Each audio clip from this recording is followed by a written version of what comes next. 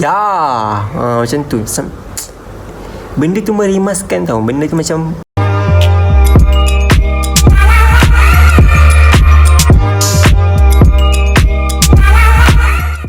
Assalamualaikum and welcome back to my channel. So hari ni aku nak share pada korang kenapa ramai orang Korea pindah ke Malaysia ataupun tinggal di Malaysia. Sebab yang pertama iaitu seniority. Kat Korea, bila kau bekerja, seniority tu kau kena utamakan.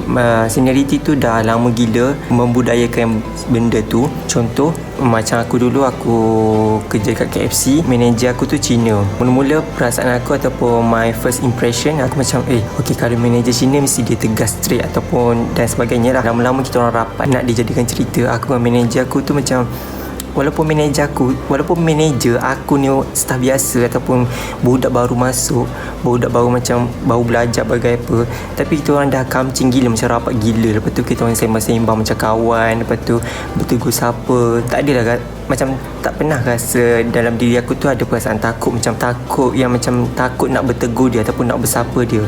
Tapi kita orang mesti hormat lah, macam mesti jaga batas lah. Maknanya aku mesti panggil dia miss, tak adalah panggil kau aku ataupun benda-benda yang tak sopan lah. Maknanya seniority tu ada tapi tak adalah seteruk dekat Korea. Bila dekat Korea, seniority tu macam menyelembungi diri kau tau. Macam takut gila, macam kau akan rasa takut bila nak bercakap ataupun nak bertegur siapa dengan orang atasan. Lepas tu macam kau tak akan berani lah, memang tak akan berani. So sebab tu lah ramai orang Korea dia stres. Lepas tu dia tak boleh nak adapt environment macam tu. Sebab tu lah dia kebanyakannya akan pindah ataupun akan cari negara-negara yang diorang rasa sesuai dengan diri diorang. Sebab kita manusia berbeza, hanya diri kita saja yang tahu apa yang kita nak ataupun apa yang kita perlukan di atas muka bumi ni. Kat Korea, contoh kau dah habis kerja pukul 5. Okey, lepas tu kerja kau pun kau dah siap kerja kau, bahagian kau lah. Tapi kau still tak boleh balik selagi kau punya senior tu ataupun orang atasan, contohnya bos ke manager ke SV ke, stay ada. Maknanya selagi diorang tak balik, korang tak boleh balik. Lepas tu macam mana, apa yang diorang buat, apa yang staff-staff ni buat, orang-orang bawahan buat, diorang macam akan berlakon lah, macam berlakon buat kerja, buat busy, buat apa ni. Maknanya lepas bos diorang balik ataupun orang atasan senior diorang dah balik, baru diorang dibenarkan balik. Walaupun korang dah siap kerja, korang still tak boleh balik awal. So itulah dia punya perbezaan seniority dekat Malaysia dan dekat Korea. So yang kedua, MC. Dekat Malaysia kalau kita sakit ataupun kita rasa kurang sihat, kita boleh minta MC ataupun emergency leave. Dekat Korea, kalau korang minta cuti ataupun MC, pekerja-pekerja dekat tempat kerja korang, diorang akan anggap korang sebagai lemah. Kenapa lemah? Sebab korang tak pandai jaga kesihatan diri korang sendiri. So itulah perbezaan dia. Tapi dekat Malaysia, kita sesama sikit pun ataupun demam sikit pun dah minta cuti. Termasuk aku kan student. So dekat U, kita orang pun macam demam minta cuti, lepas tu dapat MC, tak payah pergi kelas. In fact dekat Malaysia banyak cuti sebab Malaysia merupakan salah satu negara yang paling banyak cuti di Asia Tenggara ni. Kalau korang tak percaya, korang boleh Google. Kenapa aku cakap kenapa aku Google Malaysia salah satu contoh negara paling banyak cuti? Kerana yelah, cuba korang imbas kembali dalam setahun kita ada berapa banyak cuti yang di Pertuan Agong, cuti pekerja, cuti Christmas, cuti Hari Raya. Kat Malaysia ni kita banyak budaya, Cina, India, Melayu. So tiga-tiga confirm akan ada perayaan sendiri. Bukan tiga je, banyak lagi, Iban, Kadazan sebagainya tu.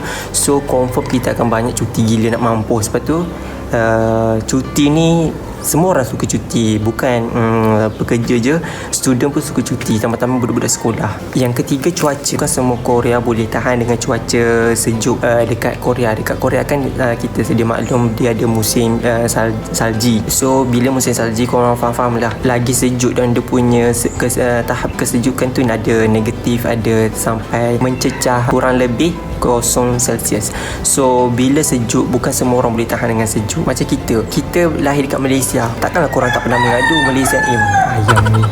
Okey, kita lahir dekat Malaysia, takkan korang tak pernah mengadu dekat Malaysia ni panas. Dekat Malaysia ni tak silap aku tempat yang paling panas sekali dekat Perlis iaitu Chupeng, tak silap aku lah. So aku study dekat Perlis, so memang panas gila dia punya cuaca suhu tu. Dekat Kelantan panas dia tak sepanas dekat Perlis tau. Perlis tu dekat tak silap aku Chupeng kok panas gila, serius panas. Sebab tu lah dekat Perlis rumah ni boleh tumbuh. Okey, macam aku cakap, setiap orang berbeza. So sebab tu lah orang Korea ada yang tak boleh tahan sejuk sangat, so dia pindah ke Malaysia. Yang seterusnya, budaya kerja. Apa yang aku masuk ke budaya kerja dekat Korea, semua benda korang nak cepat, nak rush. Semua benda korang akan dengar perkataan pali-pali.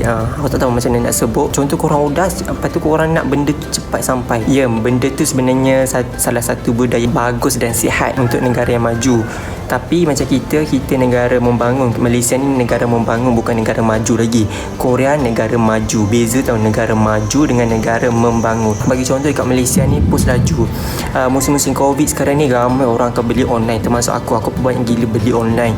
Lepas tu cuba aku letak diri aku jadi postman, pos laju, hantar barang. Memang aku stres gila. Setiap hari ada barang yang perlu dihantar. Lepas tu tambah-tambah rumah yang sama. Dekat Korea bila benda tu nak cepat, diorang macam korang kedengar apa kata ayam. Okey, cepat pali. Lepas tu kalau korang melawan, macam tu. Benda tu merimaskan tau. Benda tu macam benda yang maki hamun kita. Macam contoh dekat Malaysia ni maki hamun benda, kita sebut benda lain. Kita tak sebut ya. Kalau korang suka tengok K-drama, korang akan perasan banyak diorang sebut macam macam diorang marah. Yang terakhir ni iaitu kos sara hidup. Dekat Korea kos sara hidup dia memang tinggi berbanding dengan Malaysia. Ibarat dia macam ni Korea, ni Malaysia tau. So dia punya kos sara hidup memang beza. Tambah-tambah apa yang membezakan kos sara hidup dekat Malaysia dengan Korea, iaitu yang pertama nilai mata wang. Iaitu kita dekat Korea dia guna nilai mata wang apa entah. Dekat Malaysia kita guna nilai mata wang ringgit Malaysia. Macam kita sedia maklum, RM1 Malaysia bersamaan dengan RM4 lebih USD. Bagi aku orang Korea yang pindah ke Malaysia ni, diorang ni make a good movement lah. Benda tu sesuatu yang bagus sebab diorang tahu apa yang diorang nak di atas dunia ni. Dekat Korea public transport yang paling famous iaitu taksi. Berbanding dekat Malaysia, kita ada taksi, ada Grab, ada LRT, ETS, KTM dan sebagainya. Tapi kita diberi pilihan. Macam kita orang Malaysia dah sedia maklum antara taksi dengan Grab. Taksi mahal, Grab murah sikit. So macam aku selalu guna Grab. Tapi dekat KL bukan setakat ada Grab je, ada Myka, ada and so on lah. Macam banyak aplikasi ataupun kita boleh, ataupun public aplikasi untuk public transport yang kita boleh guna ataupun apply dalam kehidupan seharian kita. So kos sara hidup dekat Korea juga tinggi. Sebab apa? Contoh korang nak duduk kondo ataupun apartment yang ada swimming pool, of course lah dia punya rent ataupun sewa memang mahal. Apa korang nak beli apa tak lagi mahal. So berbanding dekat Malaysia, kondo ataupun apartment yang ada swimming pool tu lebih murah berbanding dekat Malaysia. Itu je yang bagi aku. Tak ada apa yang beza. Macam gaji diorang mahal, gaji kita pun diorang kalau kerja diorang dibayar mahal, gaji mahal lah. Tapi mahal-mahal gaji diorang pun tak boleh buat apa sebab kos sara hidup diorang memang tinggi. Dekat Malaysia gaji kita murah, RM1,000 lebih je minimum sebulan. Tapi kos sara hidup kita biasa-biasalah dah RM1,000 lebih. Nak makan apa? Sebab kalau kos sara hidup mahal dengan gaji RM1,000 lebih memang tak akan boleh survive. Sebab tu kebanyakan orang Korea dia datang ke Malaysia ni macam kita datang kita berpindah ke negara orang, confirm kita tak akan ada kerja. So bila diorang pindah ke Malaysia, satu-satunya pekerjaan yang diorang boleh buat iaitu menjadi YouTuber. Tapi korang jangan pandai enteng. Dekat Korea menjadi YouTuber ataupun career sebagai YouTuber tu salah satu trend dekat Korea. Kita Malaysia YouTuber apa tu? Sebenarnya YouTuber boleh jana pendapatan yang lumayan. Kalau korang pandai buat konten, pergi dekat YouTube korang boleh search je Korean living in Malaysia. Memang berlambak video-video yang terbaru kenapa ramai orang Korea pindah ke Malaysia. Macam aku cakap tadi, itulah sebab-sebabnya. Kalau korang ada sebab-sebab ataupun pendapat korang yang lain, korang boleh komen kat bawah. Maybe orang yang tengok video ni diorang boleh baca komen-komen dan kita share ilmu dah. Share sebab-sebab yang aku share tadi tu sebab-sebab yang aku google je. Bagi aku kalau orang Korea pindah ke Malaysia, dia orang boleh survive sebab apa? Orang Malaysia memang suka gila K-pop. Orang Malaysia suka Korea sebab yalah kita dah dipengaruhi ataupun dah kita kecil-kecil ni dah dimasukkan dengan elemen-elemen ataupun aura-aura budaya barat, iaitu K-pop macam BTS, Blackpink. Aku pun minat Blackpink. So macam tu lah. So tak dinafikan. So memang orang akan ramai. Baru je tengok salah satu channel Korea ni, dia baru pindah ke Malaysia, iaitu tak silap aku channel dia nama Kakak Korea. Korang boleh search Kakak Korea.